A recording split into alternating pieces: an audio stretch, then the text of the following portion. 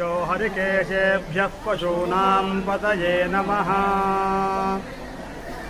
వృక్షరాజాయ అంటే అనేక వృక్షములన్నీ కూడా రాజులే అన్నాడు.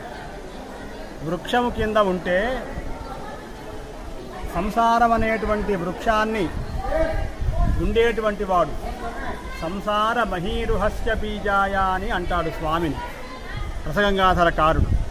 అంటే ఊర్ధ్వమూలమవాచ్ఛాఖం అని వేదంలో కూడా చెప్పారు.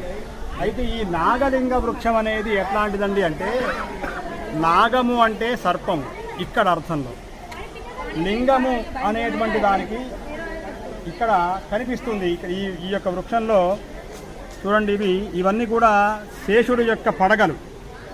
దీని కింద లింగం ఉంటుంది. అంటే సహస్ర ఫణామణి మండితమైనటువంటి స్వామి కింద ఇక్కడ లింగ రూపంలో ఉంటాడట.